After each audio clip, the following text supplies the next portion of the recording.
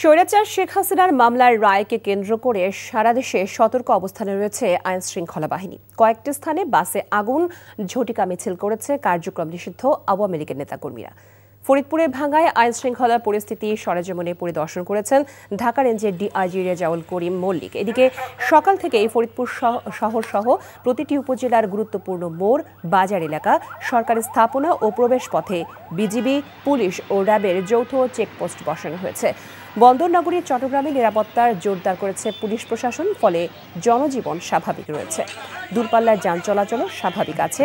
সাভার ও ধামরাইতে গতরাতে পার্কিং করে রাখা দুটি বাসে আগুন দিয়েছে দুর্বৃত্তরা। এদিকে মাদারীপুরে বিক্ষোভ ও ঝটিকা মশাল মিছিল করেছে নিষিদ্ধ সংগঠন ছাত্রলীগের নেতাকর্মীরা। জেলায় 4 প্লাটুন বিজিবি মোতায়েন করা হয়েছে। গাজীপুরের কালিয়াকৈরে গ্রামীণ ইন্ডাস্ট্রিয়াল পার্কের সামনে ককটেল বিস্ফোরণ ঘটানো হয়েছে। ফরিদপুরে আছেন আমাদের স্থানীয় প্রতিনিধি সঞ্জীব দাস। আমরা সরাসরি সেখানকার পরিস্থিতি জানতে তার সাথে যুক্ত হচ্ছি। সঞ্জীব, প্রবেশ পথে বিজিবি, পুলিশ ও র্যাবের যৌথ চেকপোস্ট বসানো হয়েছে, আমরা খবর পেয়েছি। শহরের পরিস্থিতি আপনি এই মুহূর্তে কেমন দেখতে পাচ্ছেন?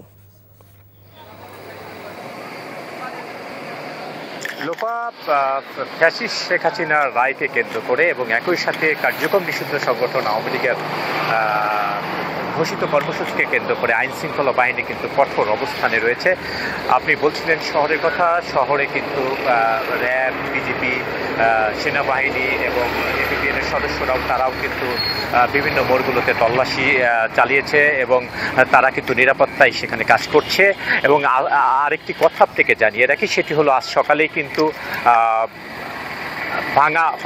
ভাঙা যে উপজেলা রয়েছে সেখানে কিন্তু ঢাকা রেঞ্জের যিনি ডিআইজি রেজাউল করিম মল্লিক তিনি কিন্তু পরিদর্শন করেছেন এবং আইন শৃঙ্খলা ব্যবস্থা তিনি খতিয়ে দেখেছেন এবং তিনি সেখানে আইন শৃঙ্খলা বাহিনীর প্রধানদের সাথেও কথা বলেছেন এবং তিনি সাংবাদিকদেরকে সেখানে প্রশ্নোত্তর পর্বে তিনি বলেছেন যে আইন শৃঙ্খলা রক্ষার্থে ফরিদপুরে সেনাবাহিনী, র্যাব এবং পুলিশ কাজ করছে এবং কঠোর হস্তে তা দমন করা হবে, তবে কোনো সংখ্যার কারণ নেই বলে তিনি জানিয়েছেন।